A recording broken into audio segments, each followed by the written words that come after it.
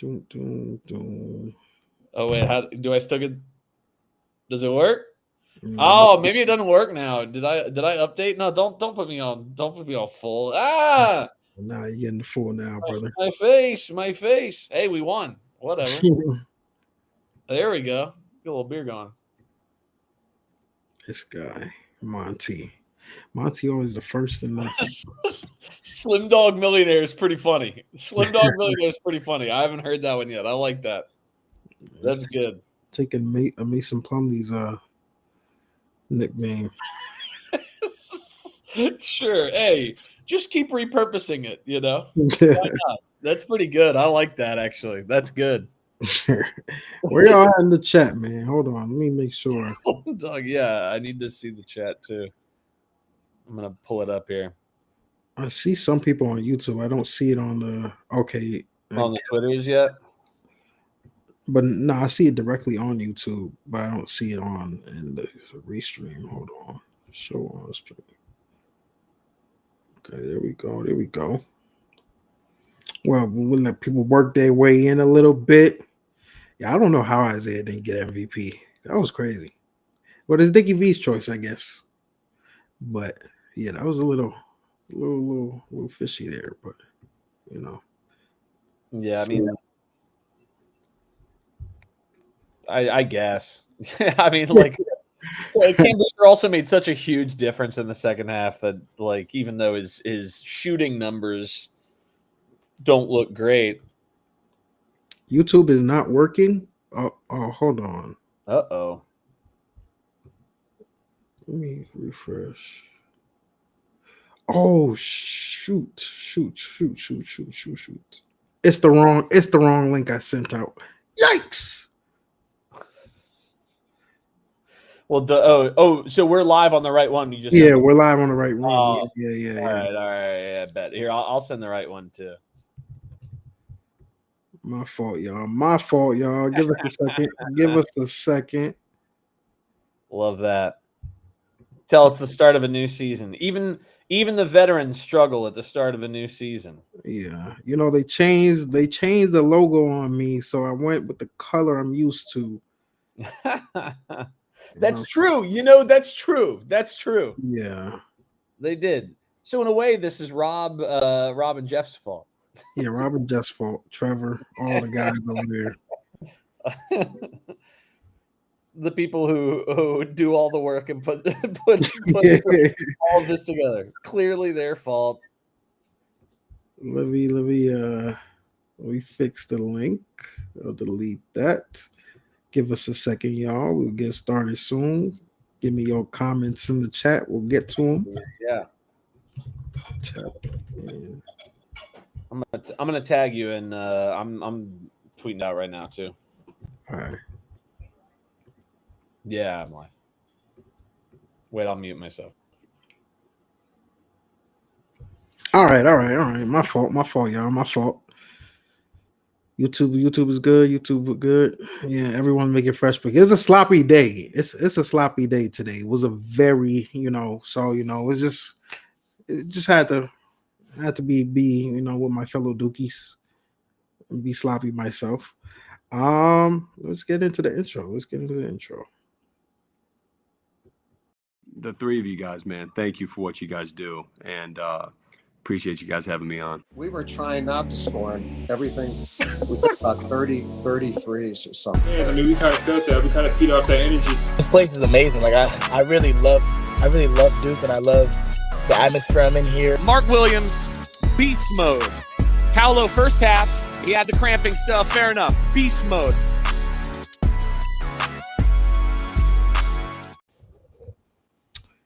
Welcome back. We are back. The Crazie Cast. I get all this stuff off the screen. I mean, it's too much going on right now. We're back. First game of the season. Duke pulls out a 75-60 victory over Texas. Not the prettiest game, but at the end of the day, is a win. A win is a win, and we will stack up wins as much as we can. Sloppy and all, not enjoyable and all. It's a win, and we will celebrate. My guy here, Russ, with me to start off the season. Russ, Yes. What you think about this victory? Shout out to my boy Matty Cox from Three Man Weave, who said controversially pregame he thought the game should have been set at 14, the spread, and got some pushback because the spread opened at like 8.5. He said his line was closer to 14. A little bit of pushback, but Matty Cox, vindicated by the final score here, covered his line. He said it perfectly. Man, I mean, what is there to say? A win, covered comfortably, opening the season against a team that's experienced, a coach that's experienced. Didn't play our best on offense, right? Goes without saying, but things to improve, and yet covered the spread comfortably against a team that it's probably like a bubble team, right? Like they're in that ballpark. So and they're very experienced. Like so I think that opening against a team like this is never a walk in the park. It wasn't. I had said other places that I thought that this team probably compared a little bit to UCF. I feel like the score, even though that game was higher scoring, I don't remember what the margin was of that, but I think it was somewhat similar. Just in that they've got some guys that can break guys down off the dribble, and they were clearly going to put a lot of emphasis on the boards, which they did. Did they win the glass? I think they must have. Did we catch up by the end? Let me check. Visitor stats. We had 37 there. 37. They had 41. Yeah, there was no way we were going to win that. They were up by a lot on the glass early. I mean, Sean Miller's teams are always very good, especially on the defensive glass. So even though I don't think they have like the best personnel inside, you just you kind of knew that they were going to be tough on that front. Great lesson to be learned from that, right? Good experience builder. Guys like Pope. I mean, Duke's familiar with Shire's familiar with Pope. He's a tough customer once he gets going, and Duke honestly did pretty well outside of a short stretch there. We'll talk sort of individually how the Duke players did, but I thought just purely from a team perspective, I thought our defense was really strong. We showed a lot of resilience. Again, Texas is experienced. Texas has ISO scorers. Texas is tough. Sean Miller, I know he doesn't always deliver in the tournament or whatever, but I mean, he's been coaching for a very long time and his teams are generally tournament teams. I mean, he's not a joke. So I was very pleased by the result and how comfortably we ultimately won by. Yeah, I think overall the biggest takeaway from me is the defense. I think just they showed their potential tonight, and obviously it's November 4th. So what this defense is right now will not be what it is in February, and I think that is scary for what it is right now, and what it could be.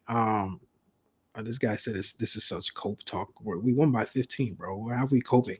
But no, I think we covered the spread comfortably. Well, defensively, I think the potential of the team is high, and I'm really impressed. Really impressed. We'll get into individuals soon, but I love what I saw from Dame. I love what I saw from Caleb. Malik had his defections. Cam even had his good moments defensively. I think the calling card of this team will be defense. I know everyone was complaining the offense is so bad. We say this every year, man. We say this every year. The offense is gonna be bad in the beginning of the season because that's just naturally what happens with a young team, especially guys learning college basketball and just in general. I feel like we could kind of stamp right now. I tweeted during the game. I think we can stamp John Shire as a great defensive coach. I won't say elite yet. Great defensive coach. I think that's his been at least consistent with the first 4 years. I want to interrupt too because we scored. I don't know what it has on stat broadcast there, but Ken Palm has it that we scored 1.12 points per possession. Right? We obviously from 2 we didn't shoot that well, but we shot 39% from 3 on 23 takes. Right? We were 22 for 30 from the free throw line. It could be a little better, but generally pretty good. this was still a good offensive performance. It was just ugly in the first half, and Cam Boozer's shooting splits look worse than they should be, given that 6 of his attempts became free throw shots, right? Like, so, I mean, like, if he's not fouled on a few of those, he makes those, right? And then if he's shooting like 7 for 16, people aren't going, oh, he shot the ball so poorly, right? Like, it just is what it is, right? So, like, yeah, it was not a great offensive performance in terms of like compared to what we saw from in the Tennessee game or something, right? But like ultimately, this is still a Texas team that's probably going to be a top 30 to 40 defense in the country, maybe top 50, right? Like somewhere in that ballpark. And we still dropped in the first game of the season against a team riddled with like juniors and seniors. We dropped 1.12 points per possession on them. Like in a neutral court, I know not like neutral, but like, in a non-home environment. So like, I think people need to chill with that too, frankly. Like, I mean, there was a stretch in the first half where we were cooking off. A lot of it was Isaiah too, but like Isaiah and Pat had that little stretch right there. I think it's going to take time offensively. We know that, and obviously we have games that are going to test us early. So I think that at least the offense will mature fast, just because it has to. But I wouldn't. I'm not going to rely too much on that. At least from. Them failing offensively, not failing offensively, but struggling offensively today. Yeah, for stretches. I also think this team is going to be a team that plays in spurts, right? Like when you have somebody like Isaiah, when you have Pat, but he's going to have some foul trouble here and there. When you have like some of that stuff, I mean, like we're going to be a team that is going to have those like 15-2 runs, and then be somewhat reliant on that. I mean, I think we had a couple of runs in this game where it was like 10-0, 12-0, and then the rest of the game was more or less like even or maybe skewed a little Texas's way. But like when you have a couple of 10-0, 12-0 runs, it doesn't matter. Like the rest of that doesn't matter. So, you just have to like when watching the game. I know everybody who saw the movie One Battle After Another, I keep saying this on Twitter, ocean waves, baby, ocean waves. There's going to be like stretches where we miss a few shots in a row. And if people start tweeting me when that happens, this team doesn't have what it takes to win it all. The second we like miss 4 or 5 shots in a row, ocean waves, man, ocean waves. It's going to be fine. We're going to be a top 10 offense this year. I feel pretty confident in that. Like, that people just need to like, let the waves crash upon them and accept, that the universe is outside of their control, baby. It's going to be fine, Yeah. The question for you, Russ, is from Burke. Same hat this whole year? This is a new hat for people that don't remember. I lost my hat that I've had since college. I lost it. Heartbreak City. This is a different hat. Last year, or was it earlier in the year that I busted out I had the bucket hat that I got at K Academy. So I'll probably wear that at times. K Academy mentioned number 1 of the night. Ding. But I got the bucket hat. I got like a beanie. I'll bust out a beanie, every now and again. And I just ordered it. I ordered another Duke hat off of eBay. So we're gonna diversify the Duke hat portfolio this year for sure. This man had a whole breakdown of his hats. That's crazy. Oh my gosh! First I was K Academy. Yeah. Okay. We got to get to the Blue Devil Junkie says Russ put down the weed, as Stephen A would say. I don't mix and match. I'm on the beer tonight, man. I'm on the beer tonight. No mixing. Man. Let's get to the big topic, because I know we'll talk about Cam. We'll talk about guys like Dom May. We'll talk about Isaiah and all of that. But we know what everyone wants to talk about right now. We don't. So K Academy. Why not just like let's just put out there already, man. Like Caleb Foster, tale of two halves, a tale of two halves. I think we saw him. I don't even know if it was necessarily struggle the first half. I think it was just definitely struggled. I think finishing at the end, but at least like being visible was a struggle. in the first half. Yeah.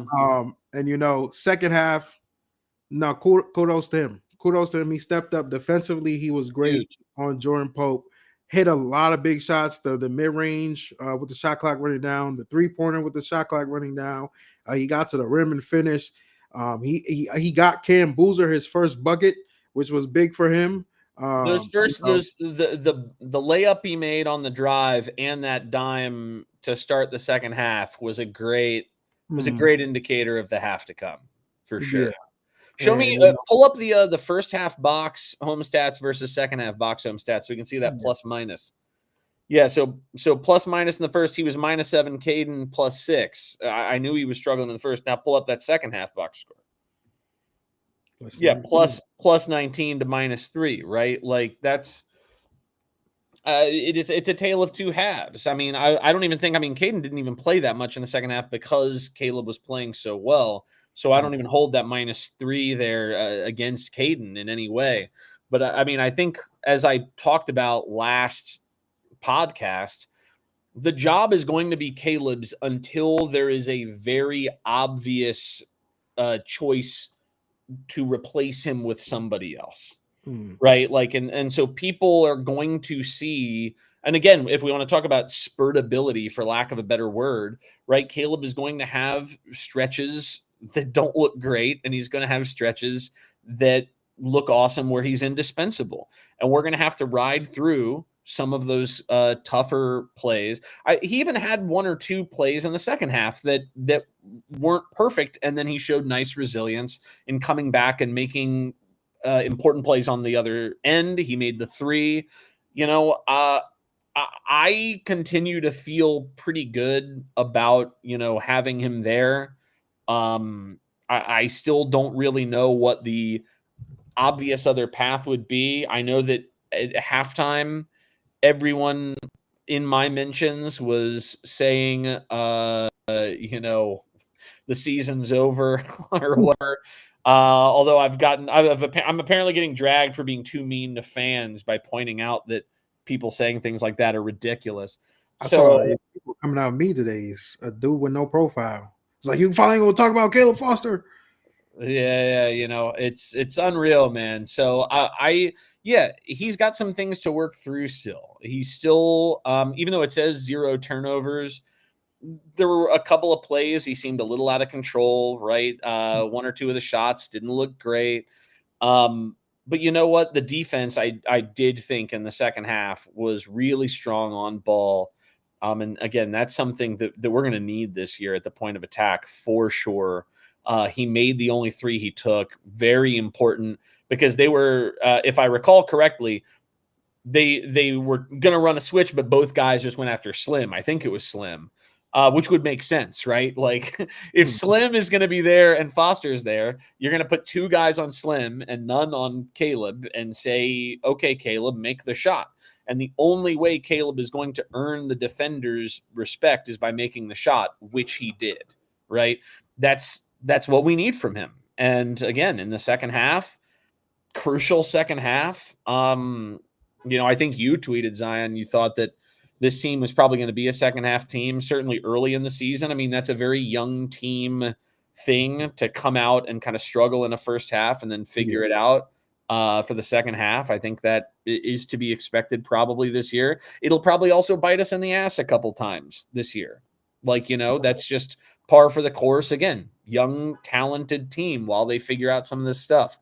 But it's really hard to not look at that second. It's really hard to look at that second half from Caleb Foster and go, oh, there's no way. There's no way it's him. I mean, like, if he plays like that for two halves or even for a half and a half, right? Like, if he plays like that for, he played 26 minutes. If he plays like that for 20 minutes, like, Duke is in phenomenal shape if they can get that kind of productivity, especially on the defensive end, out of him.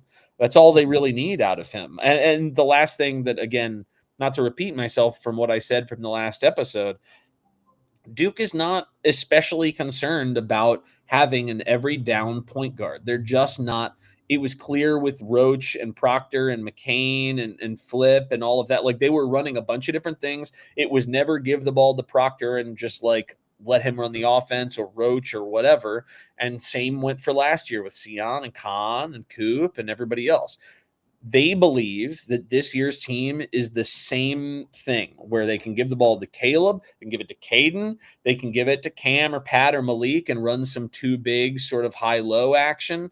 They can give it to Dame. They can give it to Nick. They have guys here who can pass the ball and who can play make. So the fact that we don't have Jacoby Gillespie or Braden Smith is not something that Duke is concerned about. And I think if Duke fans are looking at the roster and going, well, we don't have a Donovan Dent, like we don't have that guy, then they're not looking at the game in the same way that the Duke staff is looking at the game, for better or worse, right? Like that is just clearly what this staff and what this coaching crew feels about the game, is that it's about versatility and multiple ball handlers. Yeah. So, you're going to need to get over it. Like, or don't, but then it's going to be a very, very frustrating tenure for the entirety of John Shire's tenure at Duke, because I sort of suspect that we're never going to have a one guy give the ball to him, let him cook guy. Like unless there's like a super special guy that emerges that is very clearly like that guy. I know we're recruiting some interesting guys. Yeah, I'm just saying we're recruiting some. But we're recruiting interesting guys in conjunction with potentially returning some guys. In which case, then we've got like 2-3 guys that are all going to be sort of operating as that same sort of function, right? Like, cool. I don't think even if we got, Smith, Rippey, both, like, I don't think that they're going to go, all right, well, it's just going to go to one guy and they're going to cook. That's right? never the case. That's not the case. But I think that fans in my mentions think that that's what Duke is supposed to have and that it's a problem that they don't. And I don't think that's a problem. No, I don't think that's a problem. I do think, though, at points, if Caleb is not aggressive and he's not even visible on the court as the quote unquote point guard, I do think that's an issue. And I do think that will, like that first half, like I texted you, like I was like, we gotta see something, because it was a bad first half. It was a bad first half, and like I think it's only a problem if Caleb and Caden and Dame are like all not capable for a run, right? Like because if Caleb's having a bad half, you can throw Caden in the mix, and obviously he's still a work in progress. He's young, right? But like the tools are all very clearly there. Dame very clearly has some interesting facets to his game that could handle the ball like that at times. I wouldn't say it was like the best game on earth for our freshmen in general today, and we still covered the spread handily. Like, I think we have enough flips of the coin that on any given game, somebody will be capable of, if not multiple somebodies, of doing that. And even if none of them can, maybe that's a game where Cam and Pat's high-low is just like unstoppable, in which case it doesn't matter, right? Like, it'll take a lot of stuff going wrong simultaneously for it to be a problem, I think. I think, Caleb, for the most part, no one's asking him to give us 10, 15, 12 points. I think when he's aggressive and when he gets to the rim, I think it just opens up so much for this team. I don't think, he hit the 7 point, what he hit 7 points today. That was push. That was the push. 7 points. I think, we may see that a lot from him, but the type of 7 points you could get from him is important. Is he attacking? Is he being aggressive? Obviously, is he defending? Is he creating for others? When he's doing that, I think we will see the best of Duke, and his teammates will benefit. I think tonight was a struggle a little bit as well, because there's a lot of youth on the floor. When you look at Amenia, when you look at Dame, Cam, Caden, these guys look like freshmen tonight. They just did. Yeah. And that's going to happen in a lot. I know that some of them didn't look like freshmen in the first two exhibitions, well, it's real basketball. This is real basketball now. So, it's a little bit stakes a little bit different, especially when you're playing for Duke in the first game of the year against a pretty big school. But I think. Can you pull that second half box back up just so I can see the minutes? Just out of curiosity. I mean, yeah, fair enough. I feel like I remember us talking about like quote unquote big games, right? Like what the rotation would be. And it did sort of feel like in the second half, it just, we were relying on like 4 guys plus big man, for the vast majority of the second half. And that sort of, Honestly, I don't know why we probably. I mean, I thought Darren was okay tonight. In his minutes, I thought maybe he probably could have played a little bit more, but I do get from a defensive aspect what Dame and Caleb brought tonight. Sure, I guess you just wanted the perimeter defense, but I do think to that point, I do think 9 is still possible. I do consider this 9 though. I mean, Darren played 8 minutes, but he was impactful in those minutes for a little bit. But that's I do feel like that is going to be our rotation for bigger games. I do feel like when Caden settles in, he'll get a little bit more opportunity. Dame could be a 30 minutes guy. I'm not gonna lie. He was what was he 29 tonight? Defensively, if he makes threes like that too, then he's definitely a 30-minute guy. I mean, because I think, and I guess we could just transition to Dame just individually. He impressed me tonight. Number 1 defensively. I think he's going to be a stud. I think he's a potential all ACC type guy. But we know we won't get 2 guys on there, so it's just going to be a toss up between him and Malik, and one of them is going to get it. But I think he brings the energy defensively. He's in the passing lanes. He could guard one-on-one. How many fouls did he have tonight? 0 fouls defending. Yeah, I was gonna say like if Malik's fouling out in 13 minutes, then Dame's the guy who makes the team, right? I mean, like I think Malik's a stellar defender, but there were a couple of obviously there were some fouls that I would disagree with, but I also am very confident there were several fouls Texas would disagree with. So, that's part of the game. I think that Patrick and Malik both fouling out is something to keep tabs on. The course of that was my call out you weren't on the show. That was my call out in the first exhibition, second exhibition after Tennessee. I was like, what the hell are we gonna do when both of our bigs are in foul trouble?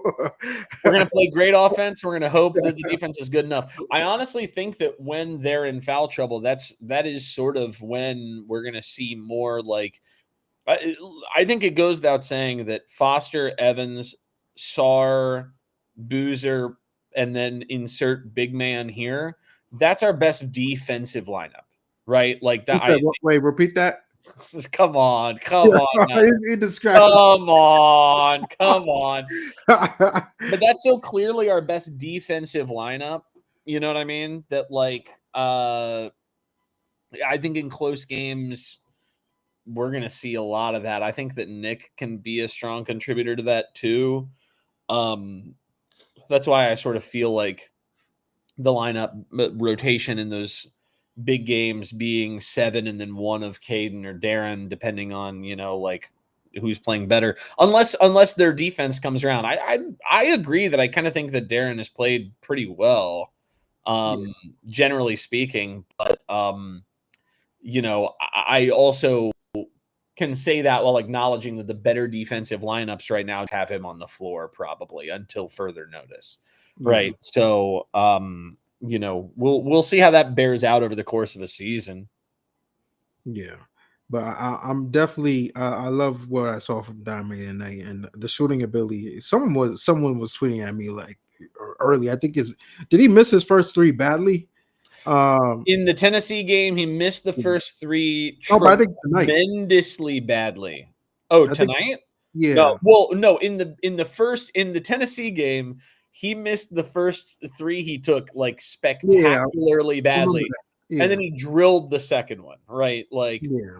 But great. someone was tweeting at me like, "Oh, Dame can't shoot. Why is he on the floor?" He missed. I do think he missed his first 2 free throws that he had a shooting. Okay. Yeah. Went over 2, if Yeah. I recall correctly. I might be wrong, but I think I'm right. Okay. Yeah. Free throws. Yeah. Look, man. I just kind of think he's going to continue to figure that out and get better and better as the season progresses. The tools are so obvious. He's such a menace in the passing lanes. I mean, he could have easily had 5 steals, but just the ball just bounced like slightly too far. You know, all the sleepers. Why back-to-back sleepers comments? he's definitely better. Yeah, look, I think that sometimes skepticism of overseas prospects can be warranted, but I also think that saying that he shoots like the Thompson twins is something where if you just watched any of like the Hoop Summit, what was Nike the one? Summit. Yeah. The stroke looks fine. I mean, like when you watch the Thompson twins shoot, you're like, they're not shooters. But when you watch Dame shoot, you're like, oh, well, at least it looks like a shot. Like which I think is an important element. Yeah, and I think he's gonna get as the game go on. I think he's gonna be more comfortable, even taking shots off the dribble as well. We saw him get downhill a little bit today. I would have probably obviously liked him to finish those, but I think that will come with more experience. Just get. Well, he only had the one downhill that was like in the half court, and then he goofed the dunk. But the dunk, man. That's all right. That's all right. We ignore that one, but man, if we had lost this game, dude, I would rather he have an occasional shacked and a fool than than not go for those. I want him to go for those. I guarantee that Slim is gonna boof a dunk at some point too, because when he goes for it, he's taking half measures, man. He's going for it, and when you try to throw it down with ferocity like that, occasionally you're gonna glance the rim. I mean, it's gonna happen, But like, how about that last Slim dunk? We talked about Slim dunks last episode too. What's the dunk count after today? Like, somebody needs to keep track of that. It's gotta be 2. He definitely dunked at least one. I think Pat had a dunk. Pat had a dunk. He might have had 2 dunks. I don't know that Cam had a dunk. Cam didn't have a dunk. Dame should have had a dunk. Dame should have had a dunk. But yeah, not too many dunks. Also, I don't think that's Cam's game. I saw so many people being like, Cam needs to like throw it down on these dudes. It's like that's not how Cam plays. He's not a wildly above the rim dude like that. Like he's more of a finesse, strength and finesse combination plus IQ kind of guy. Like, did he dunk? Taylor saying he dunked. Maybe I missed one. He dunked all the time. Right. You're right. That's right. All right. I see it in the comments. I get it. He had one dunk. He had one dunk. No, but I think damn it, everyone is so bad at me for. Oh my God, I'm getting 20 whoever's listening on audio, just to give you a visual, everybody's just cooking Russ. It is nothing but people mentioning. No, he dunked. I forgot. I'm sorry. Blame us for that. Even though I went along with him, but blame us for that. I'm sorry. I left my product at the cleaners. Yeah, it was a tough game to watch. So I give Russ the benefit of the doubt because that was a tough game to watch. I was more enamored with the Caleb dime, to be honest. I was like Cam dunking, fair enough, but like the Caleb dime is what made me go like, oh, wait a minute, like here we go, So apologies to that man, sorry to that man. But he doesn't actually like to dunk. Like he'd rather kiss it off the glass. He's like his father. He'd rather go off the glass more than throw it down. Yeah, finish through contact. Yeah, totally. Like he's got the touch to do it. No, that's crazy that the chat just woke up and it was wow. Oh man, anything. Yeah, what we got? You say some words defending Caleb Foster, and the chat goes completely silent. You forget one Cam Boozer dunk, and there's a tidal wave. Oh man, what we're gonna add soon. I need to work on it. We're gonna add a callers segment at some point. Oh shoot! I need to get the software work. But a caller segment will happen soon, where y'all will be able to call in and talk. So if y'all were gonna, call us out about a Cam Boozer Duncan, that might be the worst idea in the history of this show. Monitor though. Monitor though. Monitored. No UNC trolls. We're gonna be on a time delay. We're gonna get like some Baba Booey. Yeah. Like what are we gonna? Or we may do a voicemail where I like that. You just send it in, and we'll pick it, make it like the radio, radio segment. I like we've got people who are happy about the call-in section who were saying like nasty things I disagree with earlier. Like, oh God, I wouldn't want to do that after a loss though. That'd be that's the problem though. If you do it, you got to have some integrity. You got to do it. You got to do it both ways. That's tough. Coming soon. We'll see that. But coming soon. All right. Who else we got to talk? Did we talk about Isaiah in depth a little bit? Isaiah with his 23 ball. We were talking about the over under. Yeah, he's clearing that. 14 and a half is not enough. Yeah. Yeah. What is there to say? I mean, like as I said last time, he's the best funny player that we've had in memory. I mean, like there is nothing that makes me laugh harder than when he shoots like that third three in like 5 possessions and somebody's draped all over him and it still goes in. I mean, like if anything, he shot that one that was wide open in the second half, and I was like, well, he's missing that one, and he did. Because the wide open he doesn't want. He wants somebody like diving at him, and then at the end of the game, you knew he was gonna like absolutely slam it with ferocity. I mean, like that was so fun. He had that beautiful pass in the first half too. He had a great time. Yeah. I mean, like that was the only dime of the game. Hey, I don't need him to have more than one dime a game. Have one dime if you're going to score. So you could do it, and then they'll worry about it next time. But that's correct. That's exactly right.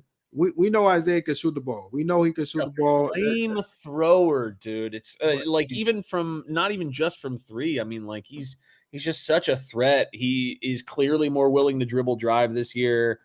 God, man. I mean, just the most fun player. I could not love watching him play anymore. It's so awesome.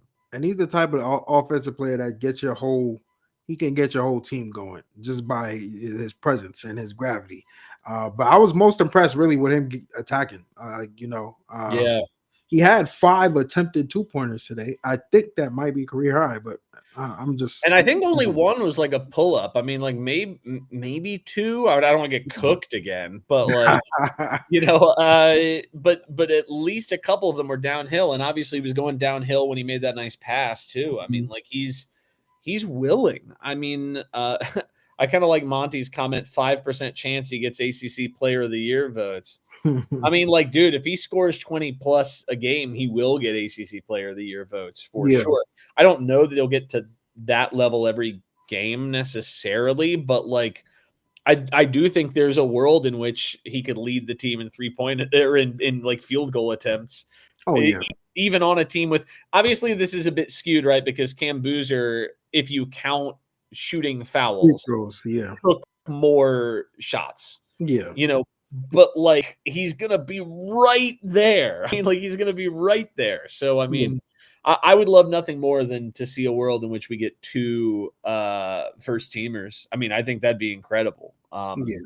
It'd be a great omen for our season as well. Yeah, and I think we're seeing definitely that year 2 jump for him. for Slim. I mean, his ability now, he's not the strongest person on the team, but even when he's driving now he knows how to contort his body to draw a little bit more contact, draw fouls. So he's looking a little bit more well-rounded as a scorer, and I think that's going to be big for this team, because now you have two guys you could kind of just say go get a bucket, and that could be what makes or break you in March. So how much weight you think he gained in the offseason? Like 10 pounds, 15, somewhere in there? I want to say like 15. I feel like, I mean, 15, like, I know he still looks slim, like Slim still looks slim, but like that does make such a huge difference. I mean, like, even if it's not visual, like I kind of remember, obviously he's not the same player. Don't say that I'm saying he's the same player, but like when you remember like how Kevin Durant looked at like the beginning of his NBA tenure, right? When he was like a string bean, right? And then like incrementally he kept getting stronger year after year, but he still looked like a string bean, but like clearly like was fine taking contact, right? Like as it went on in years. I mean, I kind of think he might just be the sort of dude that looks skinny, a lot for a lot of his career. Brandon Ingram still looks skinny. Brandon Ingram does still look skinny, and he obviously also got a lot better at taking contact over over the years. So, according to Duke, it says he gained 5 pounds, but I'm not believing that last year he was 175. So, maybe it was just them, skewing the numbers a bit. We can call it 10, sure. I mean, I'd be fine with that. I'd like to, by the way, because I do think we need to talk about him in more depth. Here's a tweet from Sam Vecini about tonight's game. Cam Boozer having what will undoubtedly be a bad game by his standards this year and still going for 15, 13, 2, 3, and 1 is just such a good explanation of why he's an awesome prospect, just does a whole bunch of shit on the court. I think that for the amount of crap that Cam was getting all game long, finishing with 15 and 13, which is, not including the dunk, or the block, or the steals, or the dimes. I mean, like, that's a monster number if you take the raw field goal, attempts to field goal makes out of it, which you honestly probably should, given that there were 6 shooting fouls at least. No, that maybe not all the way once they were in the bonus. Maybe it was more like 4 shooting fouls, whatever. Right? I don't have it in front of me, but I do think that was just I thought that was an easy call. Like Dickie V was calling it too. Like Cam is not gonna have a bad game where he's gonna finish with 5 points. I hope y'all don't expect that from him all year. Like, he's a winner. He's a gamer. He's always going to try to win. He's always going to put himself in position to make winning plays. And I knew at least I said he was going to finish with 20 because I saw the fouls ticking up early, but he finished with 15. But that's just the type of player he is.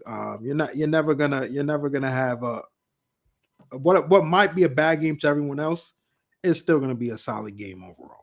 And I think that's just the type of player he is. I could see a world in which he has a, like, I'm trying to think of like what Coop's lowest like what his lowest scoring game was that was not related to injury. You know what I mean? It was like 9. Yeah, I think he had one that was like 6. It was against a bad team. We were blowing him out. You know, but like, I could see a world in which he has a single-digit game, but then he has, like, again, double-digit rebounds, 4 or 5 assists, right? If like that's what the game calls for, like if they're double, triple teaming him, which some teams might just be inclined to do, they might just be like, let's let everyone but Cam Boozer beat us. He's a good enough passer that if he is not scoring, he'll affect the game in a winning way, right? Like, so whether he gets his points or not, he'll get enough stats that help Duke win the game that I don't care about it. Oh, okay. So they're saying Bruce Wayne is in the chat. I don't see Bruce Wayne. No, they're saying he's not. Okay. Yeah. I was looking for him. Abel, I don't care. I'm not his doctor. I don't care. Like, whatever. If he gained 10, if he gained 7, if he gained 5, I don't care. Like, he's stronger. The point is he's stronger. Uh, You're off by 5 pounds off an eyeball test.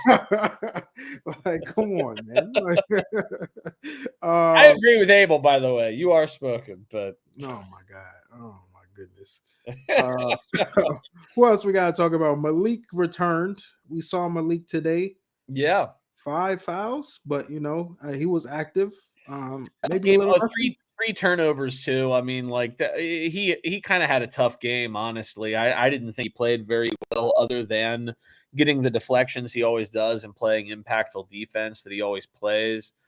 It was clearly a game where Pat was just more impactful, But this was also Malik's first game fully back, like on a court, like period, like in months, So I'm not sweating it at all. He'll be fine when his number is called. Yeah, and I think he was aggressive tonight on one of the shots I saw him take. So maybe he'll get his he's well over right now, his 2.5 over. He had the and one. The and one works. And his free throw percentage is 100%. Last year it was 37%, and he's at 100% right now. That's a great improvement. We ended up shooting 22 or 30 from the free throw. I thought we were shooting better than that. Maybe we missed a couple at the end. Well, I was going to say look at first half or second half again, because I think first half was worse and second half was better out of. Second half you're 18 to 22. Yeah. Yeah. yeah. There you go. That's right. Yeah. Well, we had the 0 for 2 from Dame in the first half. And I mean that's 2 of our 8 misses right there. Listen, and we gotta blame Spalding for half of these numbers, because stop playing with Spalding basketball, yo. Really? Like, stop. The numbers are showing you it matters. It matters. These were 2 Nike schools. They could have played with Nike basketball. Leaky Smooth says Caden Boozer, why is everyone so high on him? Oh, Leaky Smooth. Look, man, watch the tape beyond the small sample size is what I would say. In high school, he was so clearly a hugely impactful player, with very high IQ player. He's a good catch and shoot shooter. He didn't have the opportunity really to have a catch and shoot tonight. Caleb was better tonight. In the first half, Caden was a nice net neutral there, right? Like was better in that respect. Honestly, he was probably above net neutral because we were down at the half and he was like a +8 or whatever. So clearly he was in for whatever the run was. He was in for when Slim was making. It was the idea. So that skewed a little bit like that, right? But like, with Caden, it's just going to take a little time. There are people who think he's a one and done. There are people who think he's a multi-year guy. I don't care what he is. All I know is that he, at some point in his career, is going to be a highly impactful and winning college basketball player. And I hope it's sooner rather than later. But either way, it'll be great. Yeah, I think it's early, and I wouldn't expect. I think there are going to be games for Caden where, he's going to be an impactful player, but there's a lot of impactful players on this team. It's hard for everybody to get shine, so he'll fit in where he has to fit in. It's so defense. It's so much about the defense for him. Yeah, right now, in order to get on the court, we know that John doesn't want to play guys too much who aren't making like net positive impact on defense. And he's a freshman. I mean, we've talked endlessly about how it's very hard for freshmen to be net positive defenders right out of the gate. So, he'll get there. Yeah, not worried about that. Yeah. Who have we not talked to? Pat. What did you think about Pat? Good game. The fouls are going to be an issue all year. They just are. Yeah. I mean, I think we had talked about what his numbers might be and how that relates to his minutes per game. I mean, like, minutes per game might be in this like 24-ish range. I mean, that might just kind of be what it is. I don't want to overreact to a small sample, but like combine that with exhibition stuff and some of what we saw last year. until he shows that he can stay on the court for 28, 30 minutes a game. It's going to be hard to expect that. Also, I don't want him to be soft on defense. If him being hard on defense means he's more of a 22 to 24 minute player this year, I'm fine with that. That's better for Duke, probably, given that we also have Malik Brown. Yeah. But both of them, both of them almost foul. Well, both of them did foul today, no? Yeah, Malik. I feel like Malik last season was not always like a foul out threat. Maybe I'm misremembering. He had games where I'll give him grace because it's the first game on a court in months. No, know, once he gets back in the swing of things, it'll be interesting to see Pat against a really good front line. Because I don't think we'll see it soon. We'll see it very I don't soon. think Texas provides that. Not in terms of size, although that Euro dude was clearly. But in terms of like skill and like actually like being able to be consistent threat scoring the ball, that I don't know. I didn't know much about that Euro kid, but he ain't look good to me. I don't know. His finishability was awful. Didn't really have a move he could put to memory. I'm quoting that Stephen A. meme. Let me stop. Yeah, I don't know who, like maybe Arkansas, but like Flory obviously player, but I don't know that he's like he's not like a post threat. Yeah. He's not like an offense guy. He's going to smash the boards potentially, but it might just be Florida on December 2nd.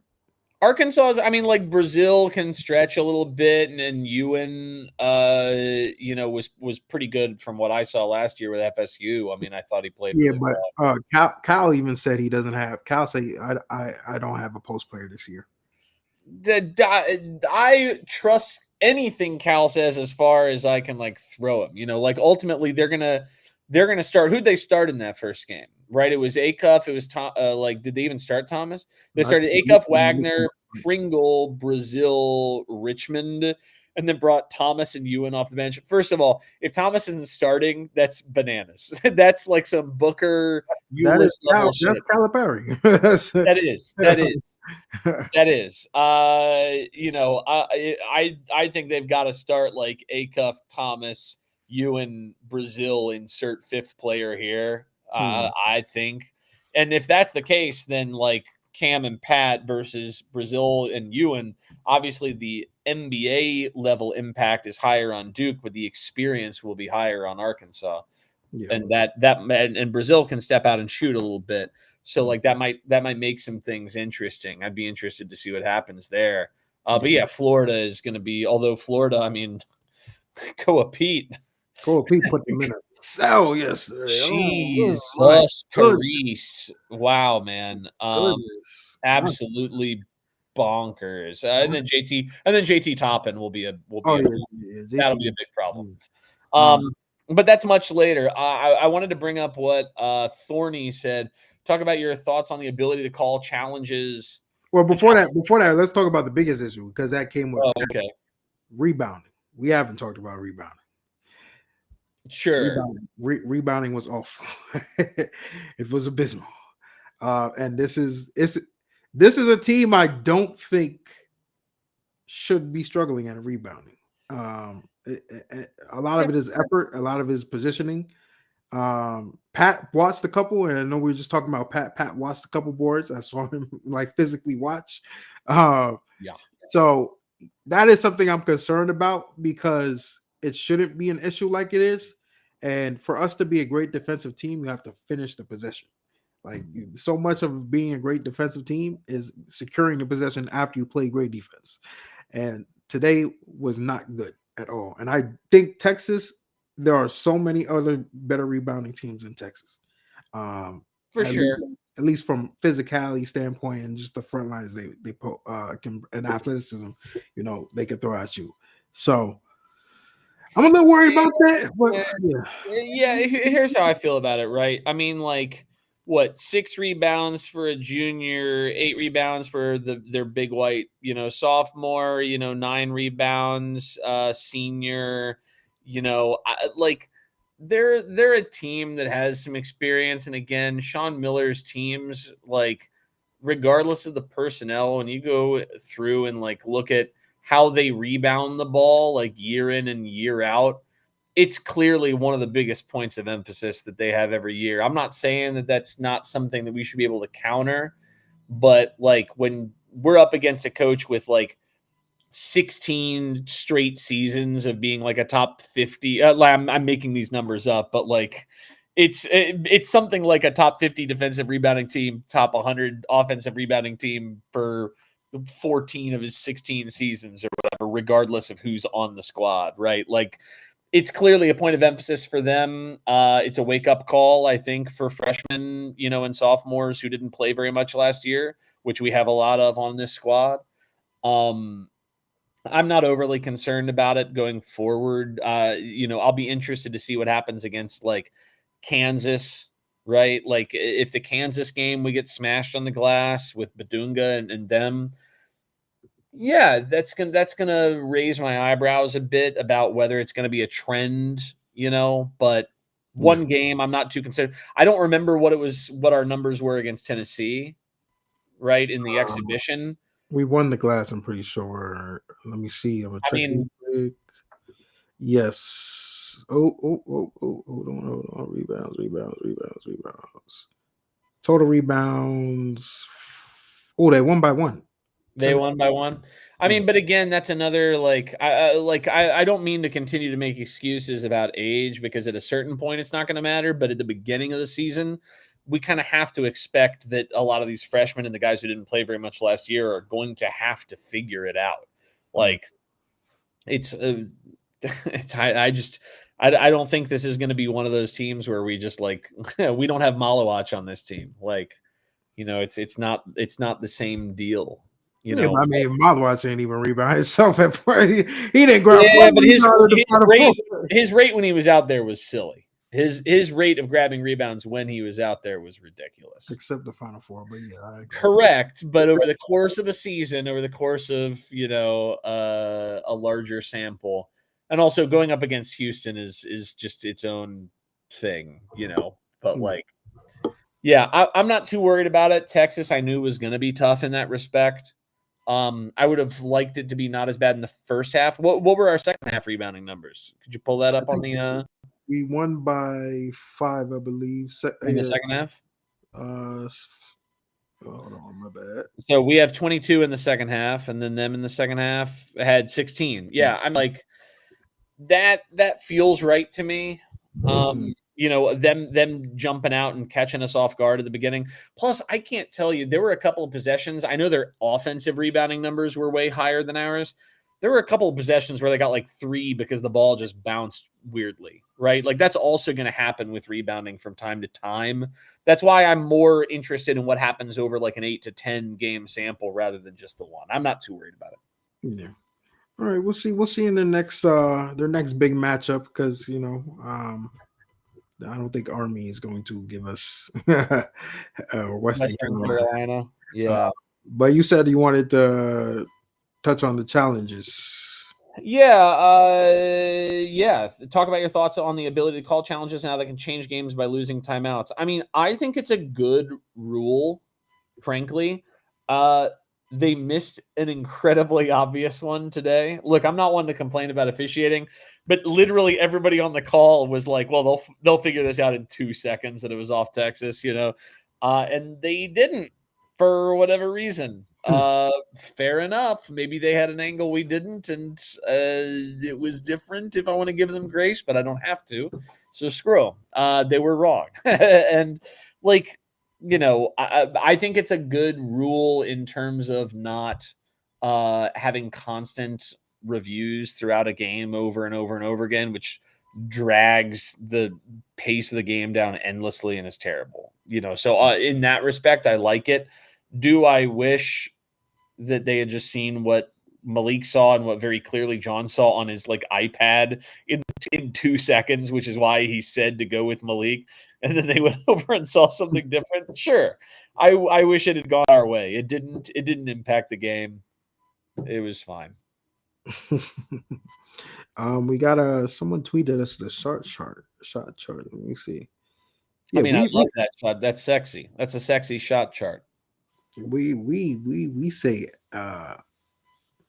No mid ranges. Good. Mid range is dead with Duke basketball. Good. Take open mid range. Was Slim? Is that the make? Was Slim? This is Caleb Foster right here. Oh, that was Caleb. Oh, Yeah. Slim missed his. Yeah. Slim had a nice open one too. Look, if you have a wide open one, then great. Then great. But I think the lower our percentage of mid-range attempts is over the course of this season, the better our offense is going to be. And our offense, again, even on a night when we like quote unquote struggled, 1.12 points per possession. I mean, that's against what will probably be a top 50 defense. That's pretty indicative of elite offense, by the time this offense is really cooking. Yeah. Are you worried? I mean, we kind of already addressed the guard play, but I'm thinking right now of thinking about all the podcasts that right now are about to say, well, Duke guard play is gonna be their detriment to, their downfall. And it drives me insane, dude.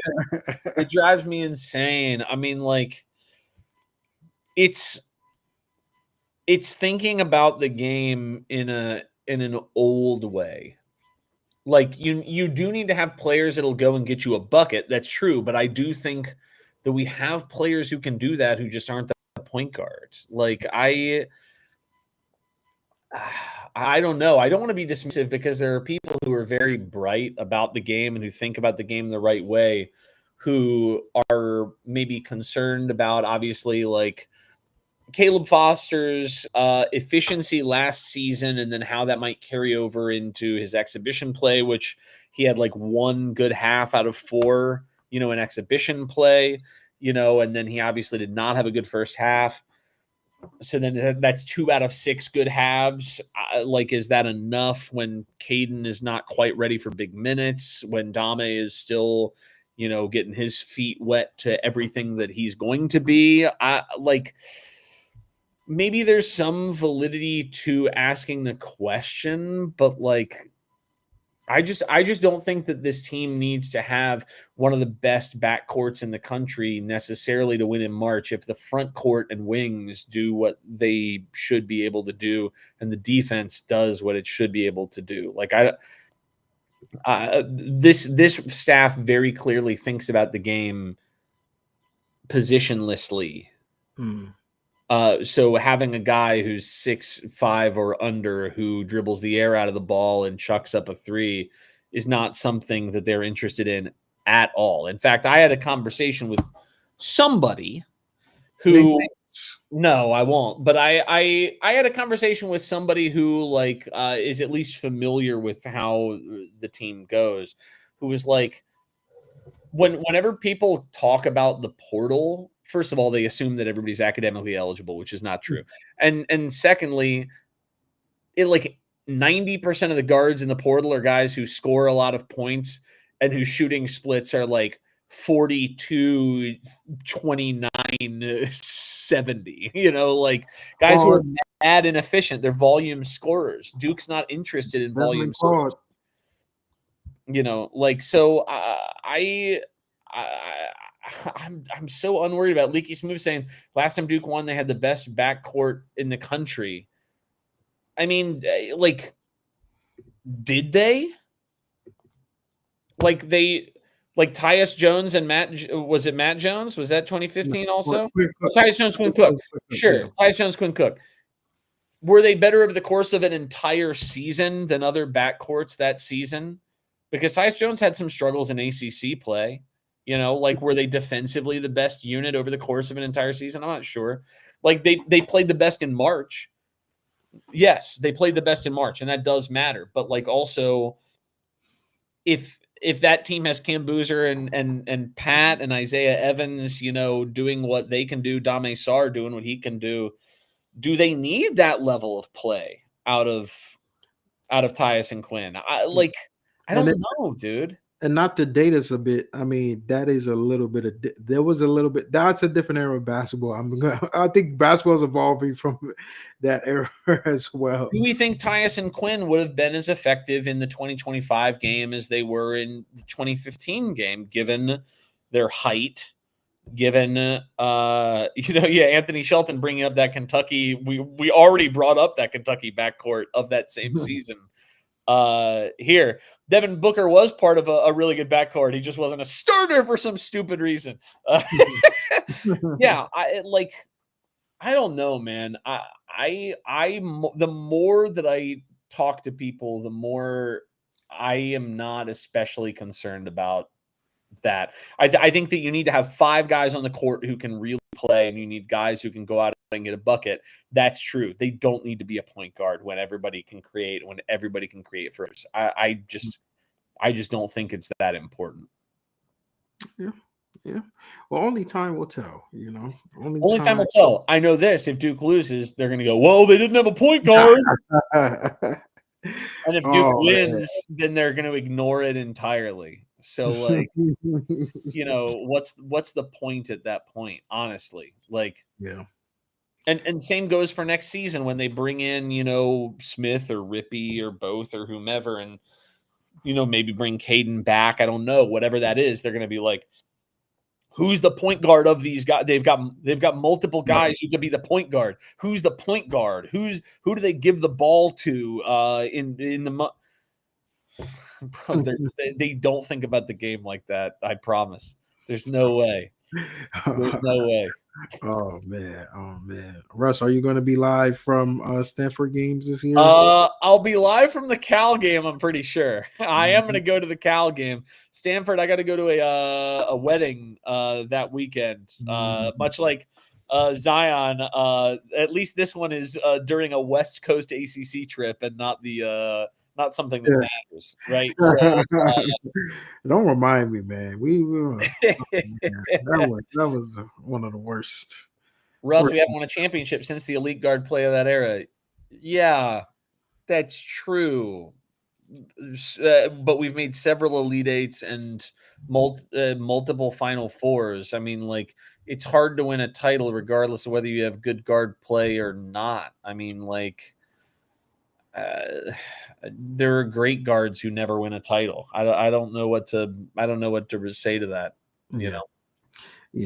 But what do you think about it, Zion? What do you think about it? I think it's getting late. We need to wrap up because I got to get to work tomorrow.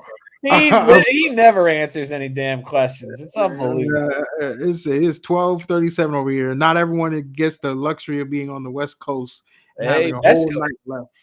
The worst coast, but it's okay. You're going to the Curtis Sliwa consolation party. I heard you said that earlier before we started recording. Plead the fifth. We appreciate y'all for tuning in on the first episode of the season. It's going to be a fun season. We'll have a lot more episodes to come. Get ready for Kansas. Well, maybe I don't know if we're gonna do one, for West Carolina. Maybe Tuesday night Army, because that's that'll be a really cool game.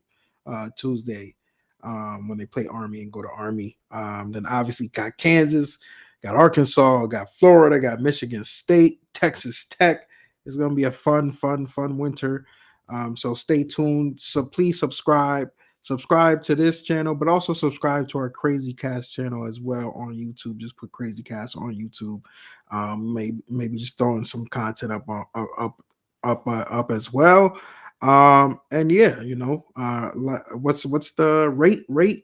What is it on Apple? It's rate, right? Rate and like. Yeah. Give us a good score. Give us 5 stars or whatever. On the audio if you're listening, for sure. And go check out Russ's movie. Get your plug real quick. Hey, November 15th, 3 Wisest Men on Hallmark Channel. If you like some good holiday vibes, and then 2026. Dude, I had a wild day of meetings today. We're gonna have a crazy 2026. I'm gonna have all sorts of fun stuff to plug. It's gonna be a wild 26, but my year ends November 15th. So check out 3 Wisest Men. And if you haven't seen the previous ones, go check those out too. It's fun. It's dudes hanging out, raising a kid, lots of wacky comedy. It'll be great. Go check it out. Go check it out. But we appreciate y'all. We'll see you soon.